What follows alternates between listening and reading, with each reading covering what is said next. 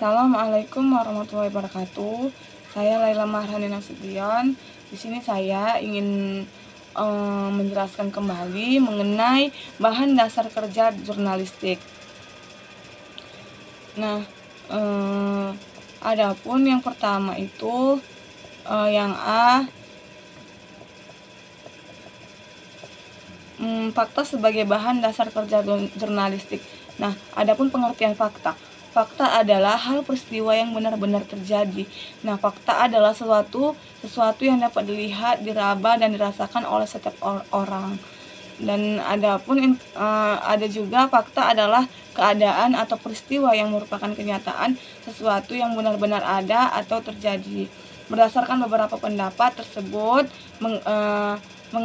penulis mengacu pada pendapat Suyono yang menyatakan fakta adalah peristiwa yang benar-benar terjadi.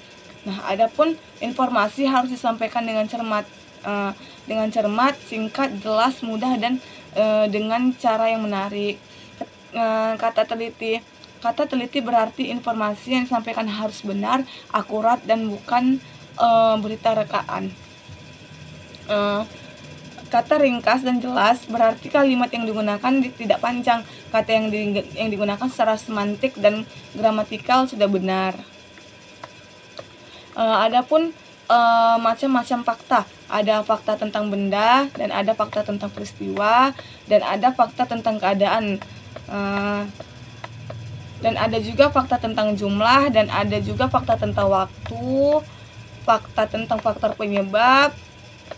Ada juga ciri-ciri fakta. Nah, ciri-ciri fakta menurut Suyono ada 4. Yang pertama, dari segi isi fakta sesuai dengan kenyataan, dan dari segi kebenaran fakta benar karena sesuai kenyataan.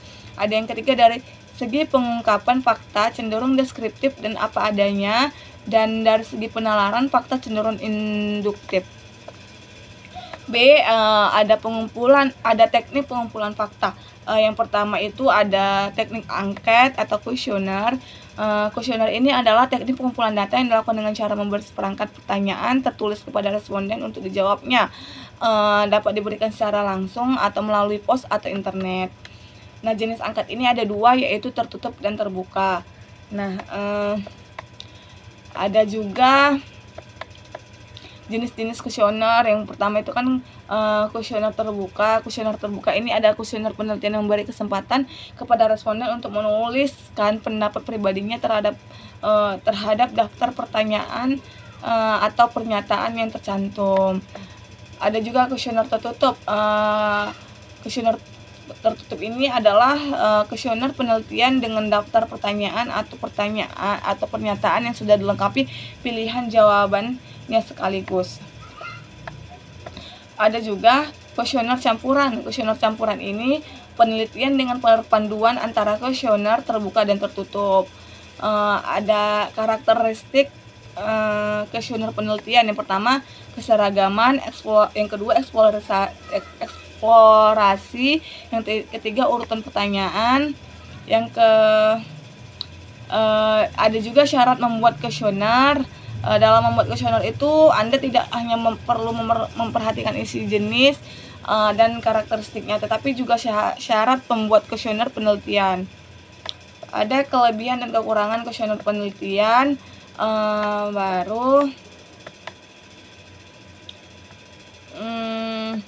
Ada yang kedua, teknik wawancara. Nah, teknik wawancara ini adalah secara sistematis untuk memperoleh informasi-informasi dalam bentuk pertanyaan atau pernyataan lisan mengenai suatu objek atau peristiwa pada masa lalu, kini, dan akan datang. Ada juga jenis wawancara. Nah, jenis wawancara itu dapat dibedakan atas wawancara terencana dan wawancara insidental.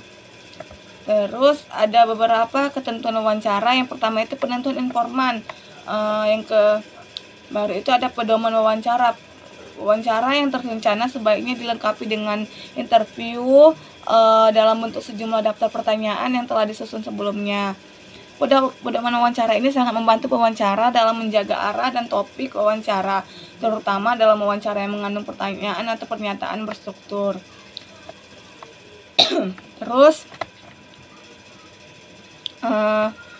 ada 5W tambah 1H, yaitu what, where, why, when, how. Itu dia. Informasi yang disajikan dalam bentuk tulisan melalui media cetak atau tuturan radio menuntut penjabaran masing-masing unsur di atas secara lebih rinci ke dalam sejumlah variabel yang lebih spesifik.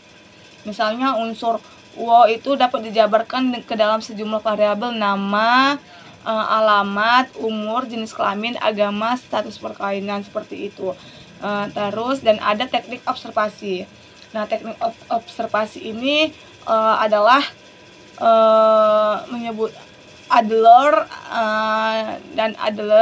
menyebutkan bahwa observasi merupakan salah satu dasar fundamental dari sebuah metode pengumpulan data dalam penelitian kualitatif, khususnya menyangkut ilmu-ilmu sosial dan perilaku manusia. Observasi juga dapat dipahami sebagai andalan perusahaan etnografi. Terus